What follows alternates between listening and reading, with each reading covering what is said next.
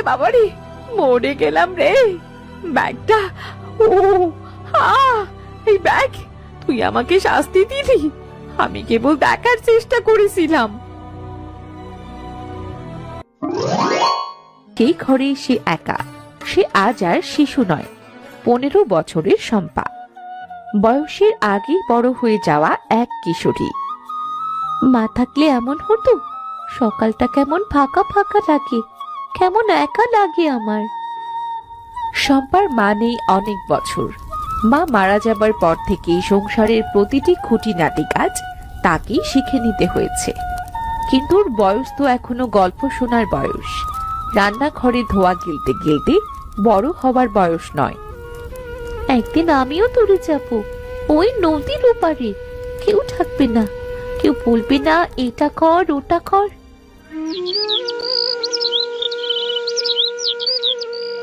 এই পাখিটা কি এখন ওর একমাত্র সঙ্গী। ওর বয়সী মেয়েরা এখনো খেলতে যায়, গল্প করে। শম্পার সেই সময় কাটে হাড়ি ধোয়া আর মাটির চুলোয় আগুন জ্বালাতে জ্বালাতে। হাত ব্যথা করলেও মা থাকলে বলতো, আয় আমি করে দিই, তোকে করতে হবে না। মা থাকলে। মা নেই, কিন্তু ওর মনে এখনো মায়ের কথাগুলো বেঁচে আছে। মায়ের স্মৃতি কখনো শক্তি, কখনো কষ্ট। সেই স্মৃতি নিয়েই বেঁচে থাকা এই কিশোরী জীবনের মানে বোঝার চেষ্টা করছে। বাবা, তুমি জানো আমি কত কিছু বলতে চাই, কিন্তু কিচ্ছু বলি না। কারো কষ্টের কারণ হতে চাই না আমি। আজ যদি মা থাকতো। তুমি কোথায় যাচ্ছ বাবা? কাজে যাচ্ছি মা, তুই খেয়ে নিস রে।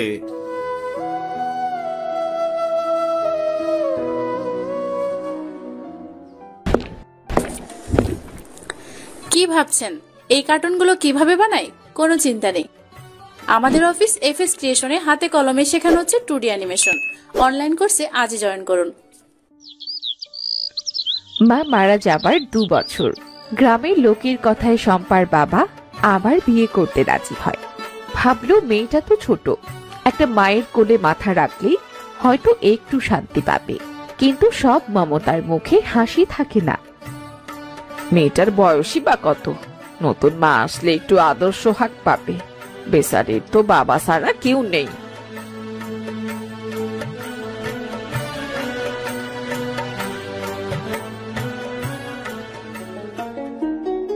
শম্পা, এ তোমার নতুন মা। এখন থেকে তোমার পাশে থাকবে, বুঝলে? সব কথা ওকেই বলবে, তোমাকে আর কষ্ট পেতে হবে না। তুমি শম্পা তো? বাবার অনেক আদরের মেয়ে শুনেছি। আয় আমার কাছে আয় মা।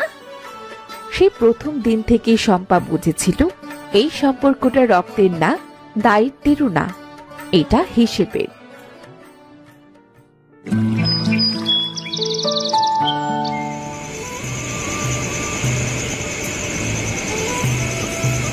দেখো, মেয়েটা কিন্তু খুব শান্ত। একটু স্নেহ করলে ও তোমার গায়ে প্রাণ ঢেলে দেবে। আমার মেয়েটা অনেক কষ্ট করেছে, তুমি ওকে নিজের মেয়ের মতো করে দেখবে, কেমন? হ্যাঁ বুঝলাম, তবে সংসারের নিয়ম আছে তো, যা করা লাগে তা তো করতেই হইব। বেশি আদর করলে বাচ্চারা শিখে না। এদিকে আয় মা, দূরে কেন দাঁড়িয়ে আছিস? শোনো শম্পা, ওকে মা বলবে, কেমন? আমি থাকি না তো, আজ থেকেই মায়ের কাছেই থাকবে, ঠিক আছে মা? হ্যাঁ বাবা। একটা হ্যাঁ শব্দে কত আক্রোশ, কত একাকিত্ব চাপা ছিল তা কেউ বুঝল না। সেই রাতেই আকাশে পূর্ণিমার চাঁদ ছিল, কিন্তু শম্পার ঘরে আলো কম ছিল।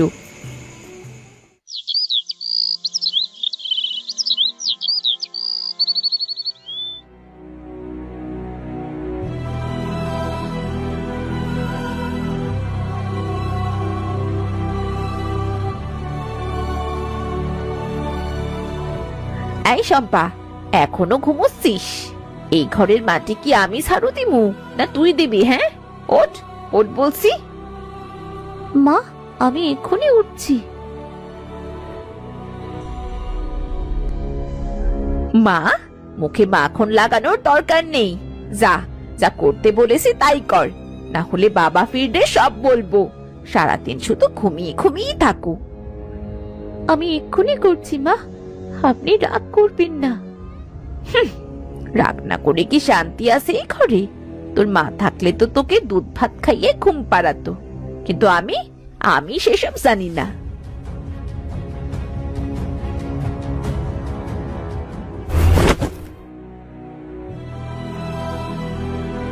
ও দেখো, রাজকন্যা ঘোড়া ফেলে দিয়েছে। এই ঘরের মাটি কি এতই নরম যে তোর পা টলছে? আমি এক্ষুনি তুলে দিচ্ছি, দয়া করে জোরে কথা বলবেন না মা। দেখ শম্পা, আমি তোর শত্রু না, কিন্তু আমার ঘরে আমার নিয়ম চলতে হবে। আর যদি বাবার আদরের দোহাই দিয়ে পালানোর চেষ্টা করিস, তবে মনে রাখিস আমি আমার কথা দিয়ে কাটা ফুটোতে জানি।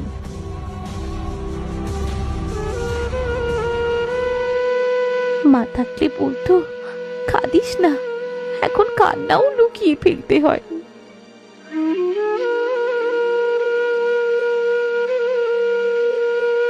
শম্পা, কাঁদিস না মা। ওপরওয়ালা সব দেখেন। মানুষের কথা আঘাত দেয়, কিন্তু দোয়া ফিরে আসে রে। কাকা, সবাই বলে উপরওয়ালা সব দেখে, কিন্তু উনি উনি চুপ থাকেন কেন? ভালো মানুষদের পরীক্ষা নেন, তারপর পুরস্কার দেন রে। যদি পুরস্কার বলে কিছু থাকে, আমিও একদিন পাবো।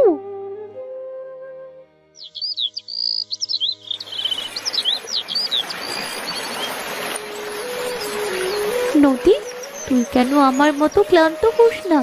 তোকে কেউ কাজ করতে বলে না, তুই শুধু বয়ে চলিস আর গান গাস।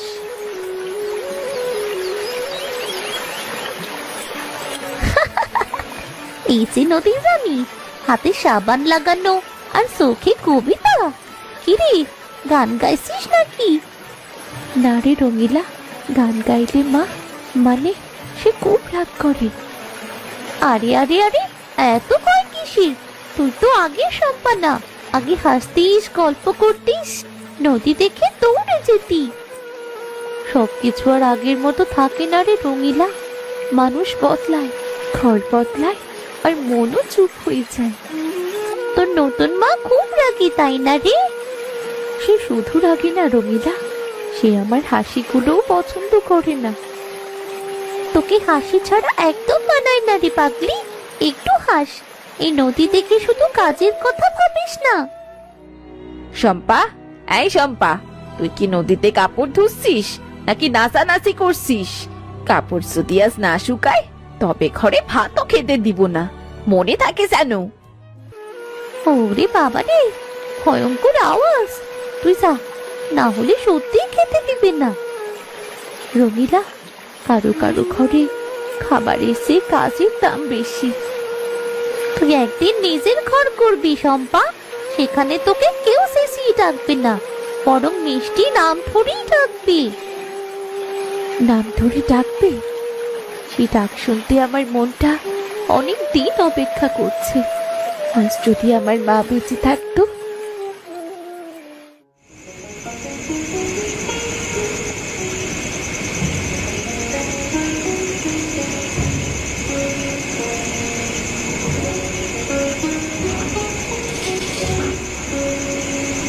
শম্পা, কই মা তুই?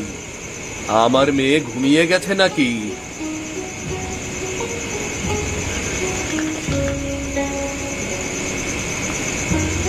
বাবা, তুমি এসেছো? তুই খেয়েছিস তো? মুখটা এমন কেন লাগছে?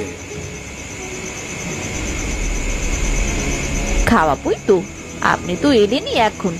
আগে ঘরের কাজ শেষ করুক, তবে তো মুখে খাবার তুলে দেব। এখনো খাইনি কেন? ও যখন সকাল থেকে কাজ করে, তখন খাবার তো আগে পাওয়া উচিত, তাই না? কাজ না, বলতে পারেন নদীর ধারে আড্ডা দিতে গেছে। কাপড় এক সময় ধুচ্ছিল, আরেক সময় বান্ধবীর সাথে গল্প। সংসারের কাজ কি মজা নাকি? আমি একটু কথা বলেছিলাম, কিন্তু কাপড় তো ধুয়েছি মা। বারবার মা ডাকতে হবে না, আর এত যদি কষ্ট হয় তবে বাবাকে বল কাজের লোক রেখে দিতে। শম্পা কিছু বলবে না, আমি আছি। আর ওর জন্য আলাদা করে খাবার লাগবে না, আজ আমি ওর সঙ্গেই বসে খাবো। আপনি যদি ওকে এত আদর করেন তাহলে সংসার চালানো তুই শিখবে না।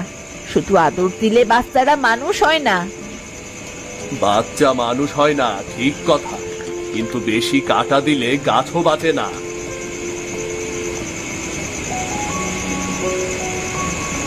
এক মুহূর্ত নিস্তব্ধতা। শম্পা বাবার পাশে বসে প্লেটে ভাত পড়ে, কিন্তু শম্পার চোখ শুধু বাবার মুখ খুঁজে বেড়ায়।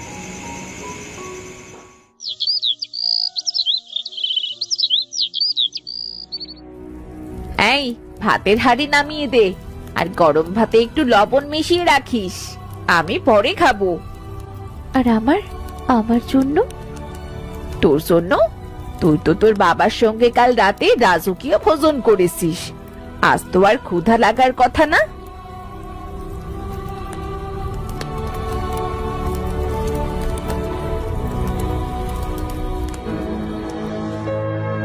শম্পা কিছু না বলে হাঁড়িটা নামায়।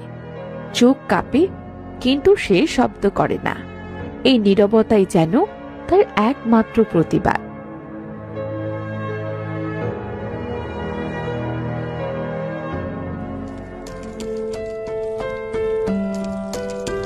ওকে গরু চড়াতে পাঠাবো? ও কাল সারাদিন কাজ করেছে, একদিন না হয় বিশ্রাম নিক। বিশ্রাম?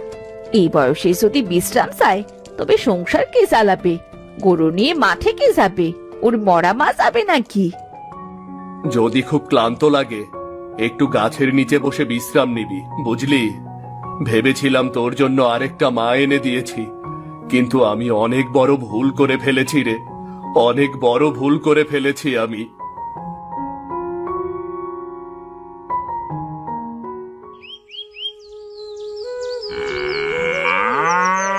এই ঘাস, এই গরু, এই আকাশ সবই তো শান্ত, শুধু আমার ভেতরটায় এত শব্দ কেন? আমি কি কখনো কারোর জন্য ভালো কিছু চাইছি? শুধু একটু ডাক, কেউ পটুক। শম্পা, আয় বসে খা। তুইও কি আমাকেই ডাকিস পাখি, নাকি আমার মাকে? শম্পা উঠে যায়, আবার গরু দূরে সরিয়ে দিয়ে আসে। গরুর পেট না ভরলে তো মা আবার বকবে।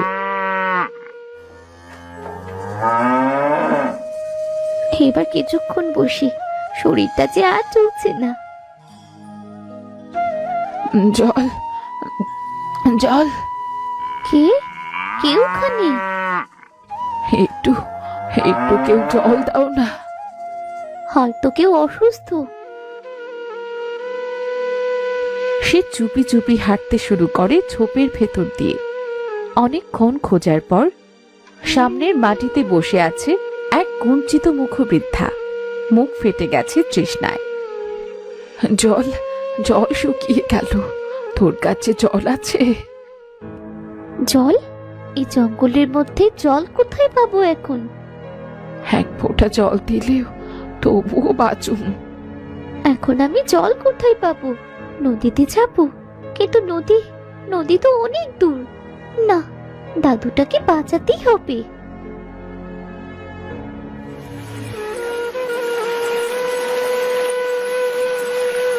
নদীতে তো চলে এলাম, কিন্তু জল নেব কিসে? তারপর শম্পা চারপাশ তাকিয়ে দেখে, তার পাশে কচু পাতা দেখতে পায় সে। হ্যাঁ, এই কচু পাতাতেই জল নিয়ে যাবো।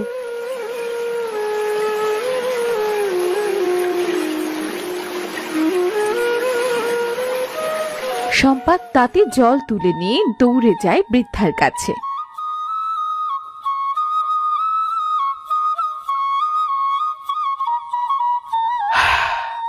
তুই কে রে মা, আমাকে জঙ্গলের মধ্যে জল খাওয়ালি? আমি শম্পা। শম্পা, তোর জীবনে অনেক বোঝা, তাই না? আপনি কি করে বুঝলেন?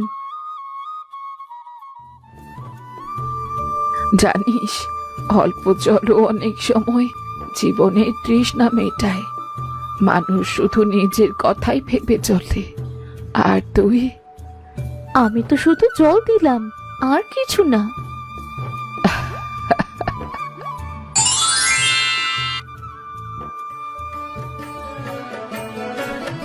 আরে, এটা তো এখানেই ছিল না। অনেকেই জল চায়, কিন্তু খুব কম মানুষই দেয়। যারা দেয় তাদের হাতে ফিরেও আসে কিছু, যদি মন পরিষ্কার থাকে। এটা কেমন ব্যাগ, আর এর ভেতর কি আছে?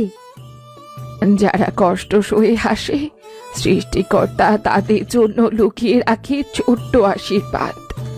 এই কচু পাতার ব্যাগ তোর জন্যেই। মনে রাখিস, লোভ করবি না। যা দরকার তা শুধু একবারই চাইবি এর কাছে। ব্যাগ কি চাইলে জিনিস দেবে? হ্যাঁ দেবে, কিন্তু মনে রাখিস, পৃথিবীতে সবচেয়ে ভারী জিনিস চাওয়া। বেশি চাইলে হাত ভরে না, বরং খালি হয়ে যায়। আপনি আপনি কি? নদীর জল যেমন আসে তেমনি আবার ফিরে যায়। জীবনের দানও সেই রকম। মনে রাখিস শম্পা।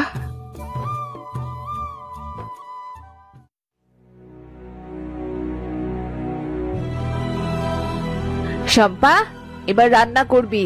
হাঁড়ি গরম কর, সবজি কাট, ভাত সেদ্ধ কর।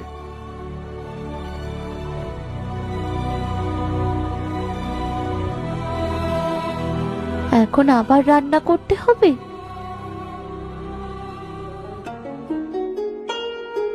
ও, এটা কি? ভাত আর তরকারি? এ কি, তুই তো কিছুই করিসনি, আর এমনি রান্না হয়ে গেছে? তুই কি জাদু জানিস নাকি? না মা, এই ব্যাগটাকে যা বলবো তাই হয়। ব্যাগটা দেখলেই সব কাজ হয়ে যাবে? তাহলে আমি একবার দেখবো তো। ভাত আর তরকারি তো হলো, এবার বাকি রান্নাও সহজ হয়ে যাবে। এইটা কি করে সম্ভব শম্পা? তুই কি?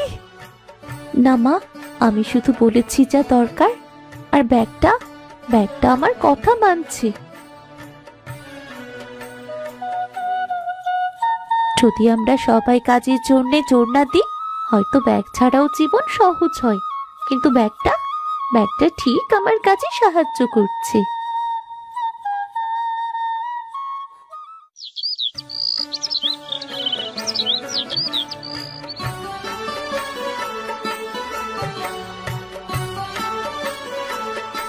এই ব্যাগ সবকিছু করতে পারে। সে কি জানে বা না জানে যে আমার কাজগুলো কি সহজ হবে? আমি একবার স্পর্শ করব, শুধু একবার।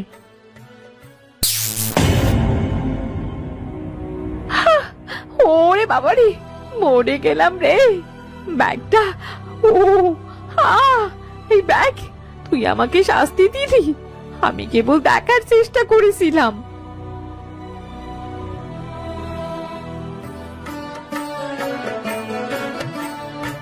মা, চুপচাপ থাকুন, আমি সাহায্য করব। ব্যাগ আর এই কাজ করবে না। আমি কিন্তু আপনার পাশে আছি মা। শম্পা, তুই? হ্যাঁ মা, আমি সব কাজ নিজে করব। কিন্তু কেউ লোভ দেখালে ব্যাগের জাদু থেমে যায়। ব্যাগ শুধু সাহায্য করে, শাস্তি নয়। ভালোবাসা থাকলে সব ঠিক হয়। আমি ভুল করেছি রে শম্পা, ভুল করেছি। লোভ আমার হৃদয় অন্ধ করে দিয়েছিল। তুই আমাকে ব্যাগ ছাড়াও সাহায্য করেছিস। সব ঠিক হয়ে যাবে মা। আমাদের মাঝে ভালোবাসা থাকলে কাজ আর ব্যাগের জাদু ছাড়াও ঠিক হবে।